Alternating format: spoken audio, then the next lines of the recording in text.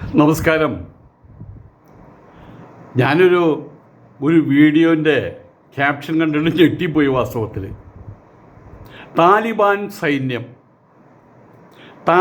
സൈന്യം മലപ്പുറത്ത്, അതാണ് അതിൻ്റെ ക്യാപ്ഷൻ. ഉടനെ തന്നെ രാത്രി കിടക്കാൻ പോകുന്ന സമയത്ത് കണ്ണുകളിങ്ങനെ അടഞ്ഞു പോകുന്നുണ്ട്. 11-12 അപ്പോഴാണ് ഇത് ശ്രദ്ധയിൽപ്പെടുന്നത്. ഉടനെ എടുത്ത് വായിച്ചപ്പോൾ സംഭവം ഇത്ര മാത്രമേ ഉള്ളൂ. പട്ടാള യൂണിഫോം അണിഞ്ഞുകൊണ്ട് കൃത്യതയോടുകൂടിയിട്ടുള്ള സ്റ്റെപ്പുകളും വെച്ചുകൊണ്ട് ഒരു കൂട്ടം ആളുകൾ സൈനിക വേഷത്തിൽ, പട്ടാള വേഷത്തിൽ റോട്ടിലിറങ്ങിയിട്ട് അടിവെച്ച് നീങ്ങുന്നു. മുസ്ലിം യുവാക്കളാണ്. സ്വാഭാവികമായിട്ട് എൻ്റെ മനസ്സിൽ തോന്നി, ഇങ്ങനെയൊക്കെ ചെയ്യാൻ പാടുണ്ടോ? അതായത് എവിടെയെങ്കിലും 10 പേര് സ്ഥിരമായിട്ട് ഒത്തുചേരുന്നുണ്ടെങ്കിൽ അത് വളരെ ഒരു സാധാരണ സംഭവിക്കുന്നൊരു കാര്യമല്ലല്ലോ. ഉടനെ തന്നെ പോലീസ് രഹസ്യമായിട്ട് ഒരു അപരിചിതം വന്ന സ്ട്രേഞ്ചേഴ്സ് ബീറ്റ് ഉണ്ട്, അതൊന്നും നമ്മളറിയില്ല. ഇപ്പം ഞാനിവിടെ മദ്രാസിൽ വന്ന് താമസിക്കാൻ നിൽക്കുന്ന സമയത്ത് എൻ്റെ എല്ലാ ഡീറ്റെയിലും ഒരു കരസാക്കി വെച്ചിട്ടുണ്ടായിരിക്കും, നമ്മളറിയില്ല. ഞാൻ ഇടുക്കിയിൽ കരിമ്പൻ എന്ന് പറഞ്ഞ സ്ഥലത്ത് ഇടുക്കിയിൽ ചെറുതോണിയല്ലോ, എന്തോ മുരിക്കാശ്ശേരി, അവിടെ താമസിക്കുന്ന സമയത്ത് ഒരു ദിവസം കരിമ്പൻ വഴിക്ക് നടന്നു പോവുകയാണ്. ആ സമയത്ത് അവിടെ ഒരിത്തിരി തടി ഉയരക്കുള്ള ഒരാളെന്നെ വിളിക്കുക, നല്ല ശബ്ദമുണ്ട്, സ്വാമി ഇങ്ങോട്ട് കയറി വരൂ എന്ന്. വീട്ടിൽ കയറി വന്നു. അത് ഞങ്ങളുടെ വീട്ടിൽ കയറി ചെന്നു. രമേശ് എന്നാണ് പേരല്ലേ? അതെ. തൃശ്ശൂരിൽ അയ്യന്തോളാണ് വീടല്ലേ? അതെ. കരിമ്പനിൽ അങ്ങനെ ഒരാൾക്കും അറിയേണ്ട ആവശ്യമില്ല, എന്നെ അറിയില്ല. ഞാനൊരു പോലീസ് ഇൻസ്പെക്ടറാണ്. നമസ്കാരം. എൻ്റെ പേര് എബ്രഹാം എന്നാണ്. നമസ്കാരം. കയറിയിരിക്കൂ. എനിക്കൊരു പിടുത്തവും കിട്ടുന്നില്ല. കയറിയിലിടുന്നു. അവിടെ വന്ന സമയത്ത് സ്പോർട്സ് താരമായിരുന്ന നമ്മളുടെ ഈ അഭിമാനമായിരുന്ന ഉഷ ഷൈനിയൊക്കെ ഉണ്ടല്ലോ, വത്സമ്മ, അതിൽ ആ ഷൈനിയുടെ ഫോട്ടോ അവിടെ ഇരിക്കുന്നുണ്ട്. ഞാൻ നോക്കിയിട്ട് പറഞ്ഞു, ഷൈനി എൻ്റെ മകളാണ് എന്ന് പറഞ്ഞു. ഇപ്പോൾ ഇവിടെ ഉണ്ട് എന്നും പറഞ്ഞു. അയ്യോ, കാണാൻ പറ്റുമോ? ജീവനോടുകൂടി തന്നെ കാണാം സ്വാമിക്ക്. മോളെ എന്ന് വിളിച്ചു. ആ കുട്ടി വന്നു, നമസ്കാരിക്കും പറഞ്ഞു. ആ കുട്ടി ഒരു ലജ്ജാവതി അങ്ങോട്ട് അകത്തേക്ക് പോവുകയും ചെയ്തു. അപ്പം ഞാൻ ചോദിച്ചു, അങ്ങ് എൻ്റെ പേരും ഊരും എല്ലാം. ഞങ്ങൾ ഏതെങ്കിലും ഒരു നാട്ടിൽ പുതിയൊരാൾ വന്നാൽ സ്ട്രേഞ്ചേഴ്സ് ബീറ്റ് നടത്തും. ഇവിടെ നടക്കുന്ന ഓരോ ചലനവും ഞങ്ങളുടെ മറ്റേ ഓഫീസിലുണ്ടാകും. അന്നാണ് ഇതിനെക്കുറിച്ച് എനിക്ക് മനസ്സിലാവുന്നത്. അപ്പം ആയതുകൊണ്ട് തന്നെ അദ്ദേഹം കുറേ കാര്യങ്ങൾ, പോലീസ് സംബന്ധമായിട്ടുള്ള കാര്യങ്ങൾ പറഞ്ഞു. എവിടെയെങ്കിലും ഒരു കരിങ്കുമ്മേ ദിവസവും 4-5 പിള്ളേർ വന്നിരിക്കുന്നു, വർത്തമാനം പറയുന്നു. അത് പിള്ളേരുടെ സിനിമ കഥ പറയും, ആയിരിക്കാം. പക്ഷേ ഞങ്ങൾക്ക് അങ്ങനെയല്ല. അവരെന്തോ ഗൂഢമായിട്ടുള്ള നീക്കം നടത്തുകയാണ്. അതാണ് ഞങ്ങളുടെ മനസ്സിൽ വരിക. അതെന്താണെന്നറിയാൻ ഞങ്ങൾ ശ്രമിക്കും, അവരറിയാതെ. ഇതാണ് നമ്മളുടെ നിയമവ്യവസ്ഥയുടെയും പോലീസ് വ്യവസ്ഥയുടെയും സ്ഥിതി. അപ്പം ഞാൻ ആലോചിച്ചു, ഇങ്ങനെ പട്ടാള വേഷവുമായിട്ട് സൈനിക വേഷവുമായിട്ട് കയ്യിൽ തോക്കില്ല, അത്ര മാത്രമേ ഉള്ളൂ. അതിങ്ങനെ നടത്തുന്ന സമയത്ത് അതിന് നോട്ടം വയ്ക്കില്ലേ? അതിൻ്റെ പുറകിൽ എന്താണ് അവരുടെ ഉദ്ദേശ ലക്ഷ്യങ്ങൾ, അതിനെക്കുറിച്ച് ആരായില്ലേ? കേന്ദ്ര ഏജൻസികൾ, കേരള ഏജൻസികൾ, സംസ്ഥാന ഏജൻസികൾ. അപ്പോൾ അതങ്ങനെ എൻ്റെ മനസ്സിലും സംശയം വന്നു. അതേ സംശയം തന്നെയാണ് നമ്മുടെ ബഹുമാനപ്പെട്ട KP ശശികല ടീച്ചറുടെ മനസ്സിലും ഉരുത്തിരിഞ്ഞത്. എല്ലാവരും മനസ്സിൽ ഉരുത്തിരിഞ്ഞു. അവരത് പുറത്തു പറഞ്ഞു, അത്രമാത്രം. മദ്രസകളാണ് നടത്തുന്നത്, നബിദിനാഘോഷം മദ്രസകളാണ് നടത്തുന്നത്, കുട്ടികളാണ് നടത്തുന്നത്. പെൺകുട്ടികളുണ്ട്, ആൺകുട്ടികളൊക്കെ ഉണ്ട്. അതിനിടയിൽ പട്ടാള വേഷത്തിൽ മുസ്ലിം യുവാക്കളെ ലക്ഷ്യമിടുന്നത് എന്താണ്? ഇത്തരം രീതിയിൽ കൃത്യതയോടുകൂടി അടിവെച്ച് പട്ടാള വേഷവുമായിട്ട് മുന്നേറുമ്പോൾ എന്തോ ചില സുഖകരമല്ലാത്ത ലക്ഷ്യങ്ങൾ മണത്തറിയേണ്ടതുണ്ടല്ലോ. നാളേക്ക് ആവശ്യം വരികയാണെങ്കിൽ ഒരു കൂട്ടായ്മ, അതല്ലേ, അങ്ങനെയല്ലേ ചിന്തിക്കേണ്ടത്. ഏതായാലും കേന്ദ്ര ഏജൻസികൾ അന്വേഷണം നടത്തണമെന്നുള്ള ആവശ്യം വലിയ രീതിയിൽ ഉയർന്നു വന്നിരിക്കുകയാണ്. നബിദിനാഘോഷ റാലികളുടെ മറവിൽ ഇപ്പോൾ സ്ഥിരം കാണുന്നൊരു പരിപാടിയാണ്. അതിപ്പോൾ ഒരു സ്ഥലത്ത് മാത്രമല്ല, പല സ്ഥലത്തിലും കാണാൻ പറ്റും. പക്ഷെ അവരുടെ സ്റ്റെപ്പ് ഒരുപോലെയാണ്, ഒരേ താളത്തിലുള്ള സ്റ്റെപ്പാണ്, ഒരേ താളത്തിലുള്ള ആക്ഷൻസാണ് നടക്കുമ്പോൾ ഉണ്ടാകുന്നത്. അപ്പോൾ അത് ആസൂത്രിതമാണ്. ഇവിടെ കുറേ ആൾക്കാർ, അവിടെ കുറേ ആൾക്കാർ, അങ്ങനെയല്ല. നബിദിനാഘോഷ റാലികളുടെ മറവിൽ കേരളത്തിൽ പലയിടത്തും നടന്നത് വൻ അട്ടിമറി ലക്ഷ്യം വെച്ചുകൊണ്ടുള്ള ഒരു ഗൂഢ നീക്കമാണെന്ന് സംശയിക്കേണ്ടിയിരിക്കുന്നു എന്നാണിപ്പോൾ പലരും പറയുന്നത്. തുറന്നു പറഞ്ഞത് ശ്രീമതി ഹിന്ദു ഐക്യവേദിയുടെ നേതാവ് ബഹുമാനപ്പെട്ട KP ശശികല ടീച്ചർ. കുട്ടികളുടെ മദ്രസകളുടെ നേതൃത്വത്തിലാണ് വാസ്തവത്തിൽ ഈ വലിയവരതിൻ്റെ പുറകിൽ നിൽക്കും, കാരണവന്മാർ പുറകിൽ നിൽക്കും. കുട്ടികൾ അവരുടെ മദ്രസകളുടെ നേതൃത്വത്തിലാണ് നബിദിന ആഘോഷങ്ങൾ നടക്കുക, സാധാരണ നടക്കുക. അതാണ് കഴിഞ്ഞ പ്രാവശ്യവും നടന്നത് അങ്ങനെയാണ്. എന്നാൽ മിക്ക സ്ഥലത്തും ഈ കുട്ടികളുടെ ദഫ്മുട്ട് എന്നിത്യാദി കാര്യങ്ങളോട് അതിനോട് ചേർന്ന്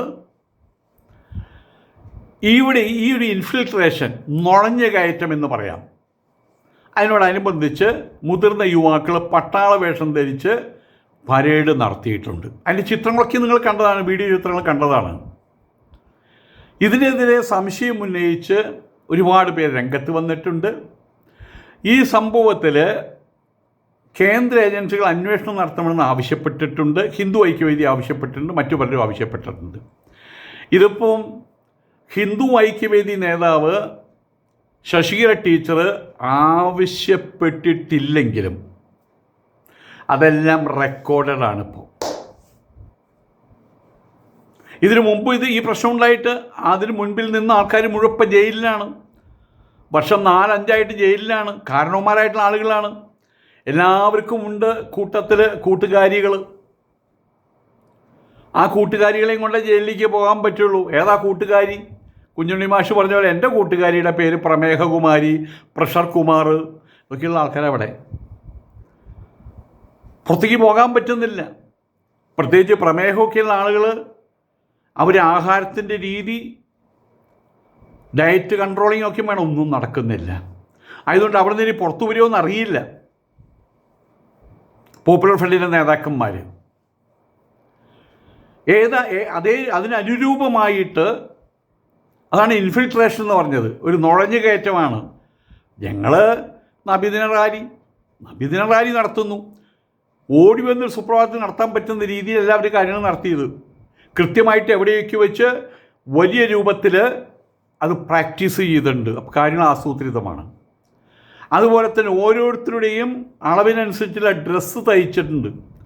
വെറുമൊരു മുണ്ടും ജുബ്ബയും മാത്രമല്ല, ആ ഡ്രസ്സ് അതുപോലെ ഓരോരുത്തർ വെക്കണമെങ്കിൽ ചുരുങ്ങിയത് 50,000 രൂപ ചിലവാണ്. അപ്പം അതിൻ്റെ പുറകിൽ വലിയ ചില താങ്ങുകൾ അതിൻ്റെ പുറകിലുണ്ട്. അതുകൊണ്ടാണ് ഹിന്ദു ഐക്യവേദി KP ശശികല ടീച്ചർ ഇത് പറഞ്ഞ രംഗത്ത് വന്നിട്ടുള്ളത്. ആരോ അതിൻ്റെ അടിയിലെഴുതി പേടിച്ചിട്ടാണ്. സത്യമാണ്, KP ശശികല ടീച്ചർ പേടിച്ചിട്ട് തന്നെയാണ്, ഭയപ്പെട്ടിട്ട് തന്നെയാണ്. കാണുന്ന എനിക്കും ഭയമുണ്ട്. കാരണം ഒരു പ്രശ്നം ഉണ്ടായിക്കഴിഞ്ഞാൽ പ്രശ്നം ഉണ്ടാക്കുന്നവർക്കും അതിന് കാരണക്കാരായവർക്കും അതിൻ്റെ ദുര്യോഗം ഏറ്റുവാങ്ങുന്നവർക്കും കേരളത്തിനകത്ത് ഒരു അടിയും തല്ലുണ്ടായാൽ എല്ലാവരും ഭയപ്പെടണമല്ലോ. ആ പേടി.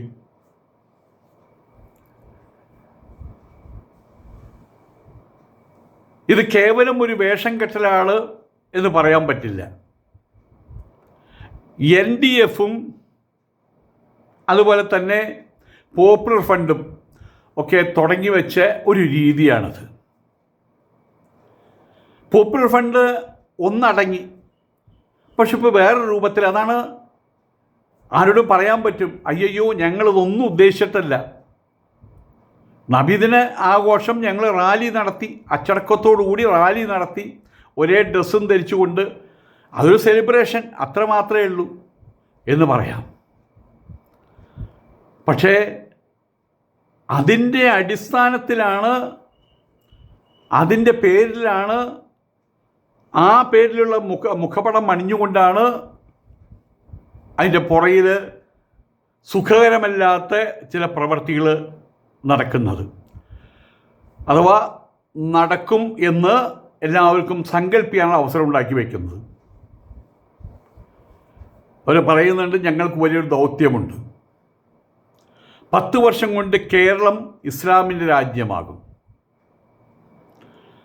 ലോകം മുഴുവൻ ഇസ്ലാമികമാക്കും എന്ന് പറയുന്നവരുണ്ട്. ഏറ്റവും കുറഞ്ഞത് ഈ ഇന്ത്യ. ഇതൊരു പണ്ഡിതൻ്റെ ഉത്തരവ് നമ്മൾ പലപ്പോഴും കേട്ടിട്ടുള്ളതാണ്. 2035 ആകുമ്പോൾ കേരളവും 2047 ആകുമ്പോൾ ഭാരതവും പിടിക്കുന്ന ലക്ഷ്യം, അത് ചില സംഘടനകൾ വെളിപ്പെടുത്തിയിട്ടുണ്ട്. അവർ രഹസ്യമായിട്ട് വെച്ചിട്ടില്ല, സ്ലിപ്പ് ഓഫ് ടങ് ആയിട്ടോ അറിയാതെയോ പുറത്തു വന്നിട്ടുണ്ട്. ശക്തമായിട്ടുള്ളൊരു ഭരണഘടന, അതൊന്നും കൂടി നമ്മൾ പുതുക്കി പണിതിട്ടുണ്ട്. IPC അത് ഇപ്പോൾ ഭാരതീയ ന്യായ സംഹിത ആക്കിയിട്ടുണ്ട്. അതിൽ പല കുറ്റകൃത്യങ്ങൾക്കുള്ള ശിക്ഷയും കുറച്ചുകൂടി കടുപ്പിച്ചിട്ടുണ്ട്. ഈ അറ്റം മുതൽ അറ്റം വരെ നോക്കിക്കാണാൻ പരാജകത്വമല്ല നടമാടുന്നത്, ഭരിക്കുന്ന BJP ആണ്. അതുകൊണ്ട് ഉള്ള ജനാധിപത്യ സംവിധാനം തന്നെ കുറച്ചുകൂടി കൺട്രോൾഡ് ജനാധിപത്യമായിട്ടുണ്ടോ എന്ന് സംശയമുണ്ട്. നല്ല കാര്യമാണത്. അതിനെ സംബന്ധമായിട്ടുള്ള നീതി നിർവഹണ സംവിധാനവും എല്ലാം ഈ നാട്ടിൽ ഇപ്പോഴുണ്ട്. എന്നിട്ടും ഇതൊക്കെ എങ്ങനെ നടക്കുന്നു എന്ന് നമ്മൾ അത്ഭുതപ്പെടുകയാണ്. അതിനൊറ്റ കാര്യം മാത്രമേ ഉള്ളൂ, തലയ്ക്ക് വെളിവില്ല. പൂച്ചയ്ക്ക് അങ്ങനെയാണ്, പാല് കുടിക്കുമ്പോൾ കണ്ണടച്ചാൽ കുടിക്കുക. പൂച്ച പാല് കട്ട് കുടിക്കാനുള്ളത് നമ്മളാരും കൊണ്ട് ഒഴിച്ചു കൊടുക്കാറില്ലല്ലോ. അപ്പോൾ പൂച്ച പാല് കുടിക്കുമ്പോൾ ആരും കാണാതിരിക്കാൻ വേണ്ടി കണ്ണടയ്ക്കും അത്രേ. ഇതുപോലെ അവിവേകികളായിട്ടുള്ള ഈ ഒരു വകുപ്പ്, ഈ ഒരു കൂട്ടം ആളുകൾ, അഥവാ മുസ്ലിം സമുദായത്തിലുള്ള അവിവേകികളായിട്ടുള്ള ആളുകൾ കണ്ണടച്ച് പാല് കുടിക്കുകയാണ്. ഇതെല്ലാവരും അറിയുന്നുണ്ട്. മൂക്കട്ടയെ എല്ലാം മൂത്ത് പഴുക്കുമ്പോഴല്ലേ പൊട്ടിച്ചെടുക്കാൻ പറ്റുള്ളൂ. അതിന് കാത്തിരിക്കുകയാണ് ഇവിടുത്തെ ഏജൻസികൾ. ഒട്ടുമിക്ക സ്ഥലത്തും ഇതിനോടനുബന്ധിച്ച് മുതിർന്ന യുവാക്കൾ പട്ടാള സൈനിക വേഷം ധരിച്ച് പരേഡ് നടത്തിയിട്ടുണ്ട്. ഏതായാലും അതിൻ്റെ പുറകിൽ, അതിൻ്റെ അണിയറയിൽ എന്തൊക്കെയോ ഒരുങ്ങി വരുന്നുണ്ട്. പരിശീലനങ്ങൾ നടക്കുന്നുണ്ട് എന്നുള്ള കാര്യം സത്യമാണ്. അതല്ലാതെ ഇങ്ങനെ നടത്താൻ കഴിയില്ല. ആളുകൾ കൊടിയും പിടിച്ചുകൊണ്ട് ജാഥയായിട്ട് പോകാൻ വേണ്ടി പരിശീലനത്തിൻ്റെ ആവശ്യമില്ല.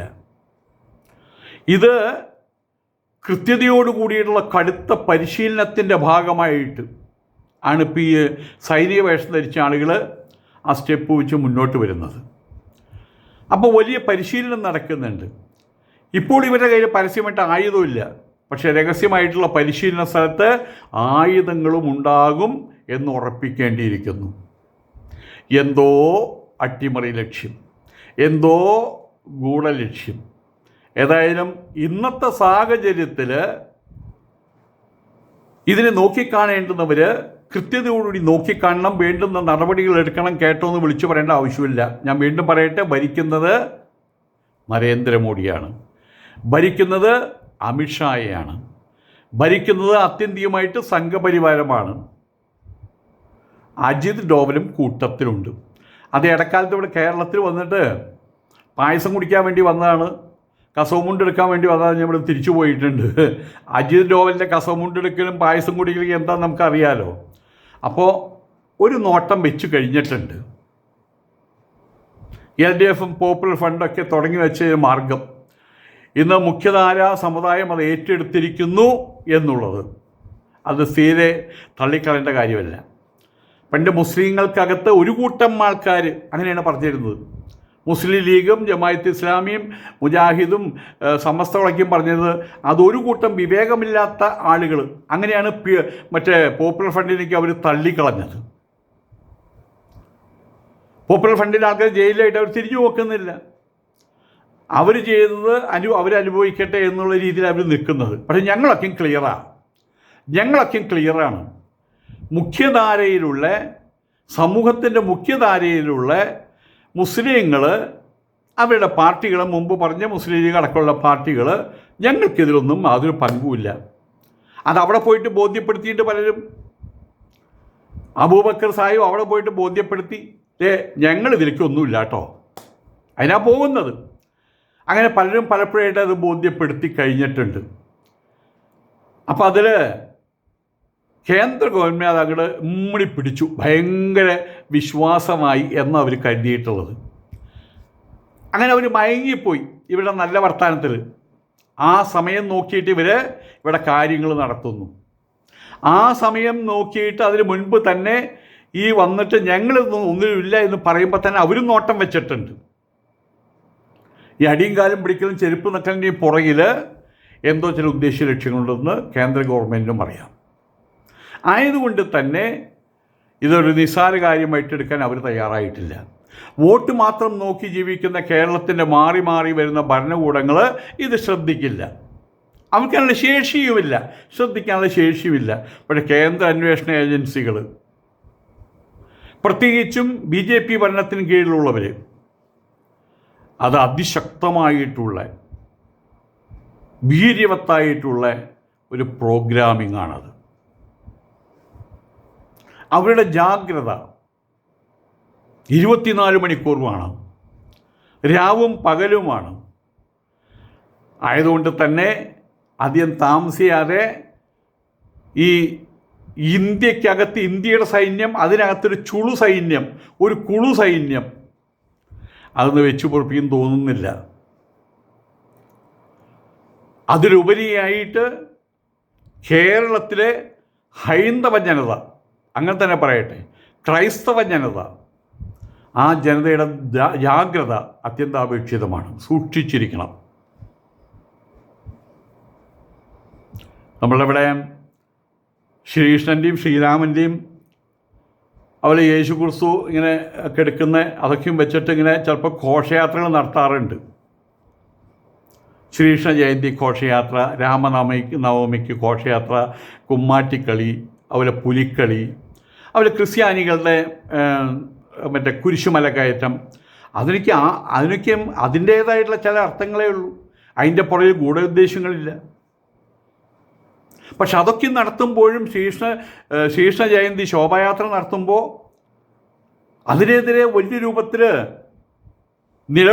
മാർത്തടിച്ച് നിലവിളിക്കുന്ന രാഷ്ട്രീയ നേതാക്കളുണ്ട് ഇവിടെ നമ്മുടെ കേരളത്തിൽ. പക്ഷെ ഇത്തരം കാര്യങ്ങൾ നടക്കുമ്പോൾ അവർ തല ഇങ്ങോട്ട് തിരിച്ചു വയ്ക്കും. ഞങ്ങളൊന്നും കണ്ടില്ല, ഞങ്ങളൊന്നും കേട്ടില്ല. അതിൽ വേറെ കാര്യം കൂടിയുണ്ട്. ഇന്നിപ്പോൾ മുസ്ലിം സമുദായത്തിനകത്ത് എന്ത് നടന്നാലും അവർക്കിഷ്ടമുള്ളത് എന്തും നടത്താം. അതിനെതിരെ ഒരു വിരൽ ചൂണ്ടാൻ ഇവിടുത്തെ UDF-നും കഴിയില്ല, LDF-നും കഴിയില്ല. ഭയമാണ് അവർക്ക്. അഷ്ടിക്ക് വക മുട്ടില്ല എന്നുള്ളൊരു ഭയം. രാഷ്ട്രീയം ഒരു തൊഴിലാണല്ലോ. ആ തൊഴിൽ അവരുടെ മേൽഗതിക്ക് വേണ്ടിയിട്ടുള്ളതാണല്ലോ, സ്വാർത്ഥ താല്പര്യ സംരക്ഷണത്തിന് വേണ്ടിയിട്ടുള്ളതാണല്ലോ. അതിനും മുടക്ക് വരരുത്. അതുകൊണ്ട് നിങ്ങൾ എന്ത് വേണേലും ചെയ്തോ എന്നുള്ള രീതിയിലാണ് അവരിരിക്കുന്നത്. അതാണ് ഇവർക്ക് ഇത്തിരി ഇളതരം കിട്ടുന്നത്. ഇന്നിപ്പോൾ സൈനിക വേഷത്തിൽ വന്നു, വെറും സൈനിക വേഷത്തിൽ വന്നു. നാളെ അവരുടെ കയ്യിൽ ആയുധങ്ങളും കാണും, ഒരു സംശയവുമില്ല. ഇനിയിപ്പോൾ അങ്ങനെ വന്നാൽ തന്നെ ആരാ ചോദിക്കാനുള്ളത്? നടക്കട്ടെ, എല്ലാം നടക്കട്ടെ. നമസ്കാരം.